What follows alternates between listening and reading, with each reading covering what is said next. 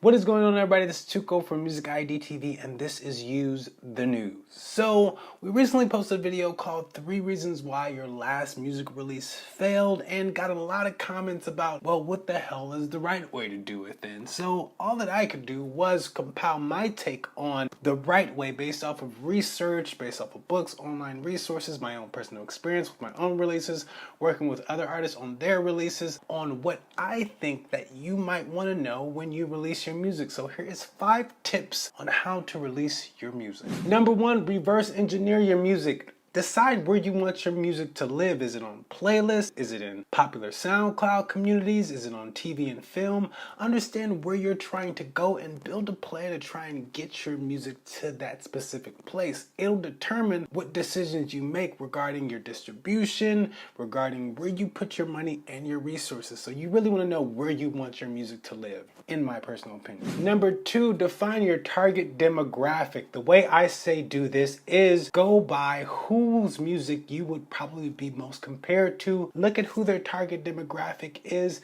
and try to build a profile on who that person is. Do they travel a lot? Do they go to live shows? What type of brands do they buy? What are the demographics on this? Who's your target audience?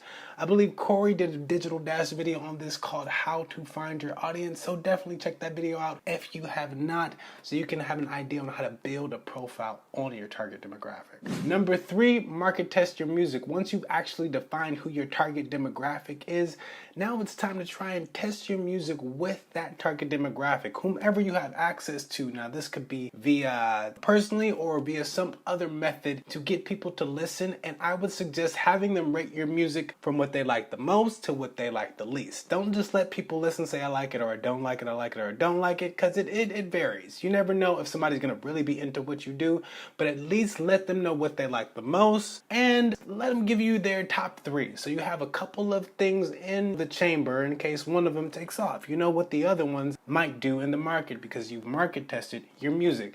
Trust me, most labels do this. They have these algorithms and these techniques they do to define what they think might be a hit. So it would do you great justice to market test your music. That's one thing I don't think enough of us do, and I would greatly suggest doing it. Number 4, find your early adopters. Your early adopters are more so people who are open to discovering new music. This could be vloggers, this could be bloggers, influencers, this could be tastemakers, anyone who kind of fits into your target demographic but is opening to discovering new music.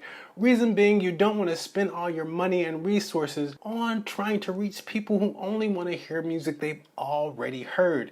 Even if they do seem like they fit in your target demographic, you kind of want to look for the early adopters in that target demographic. So a subsector of that is my best suggestion when trying to build with the release of your music.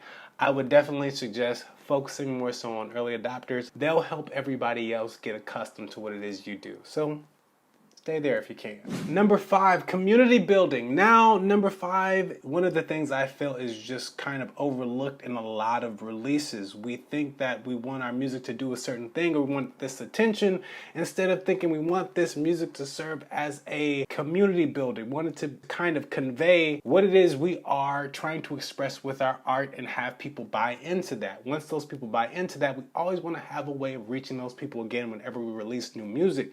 So when you release your music, devise some sort of strategy where you're collecting some sort of email list, you're getting them to follow you on your social media, you're getting them to follow you on streaming services like Spotify, like Apple Music, which we know can kind of help when it comes to getting considered for playlists and so on and so forth. So I really suggest making sure they follow you on your streaming service if you do none of these other methods. Email list is always something because you can control that as well. So that would be number 5. Make sure you start to community build with the people who have shown interest in your music. And number 6, bonus tip, I would say only start to build your team after you've started to gain some traction. One thing I've learned is that people will help you when you don't need their help. People will help you when you no longer need help in that specific field. So a lot of us need marketing. We may not be great at marketing. It may not be a strong suit of ours, but I would definitely suggest trying to learn marketing as best as you can, because if you were to work with someone else in marketing and you had no clue if they were doing a great job or not, you would just only waste your time or your money and or resources. So be sure you can define what it is you're working with when you're trying to acquire a team. You need to have some knowledge of what their role and position should be so you can really have a clear idea of what your expectations should be and see if they meet those.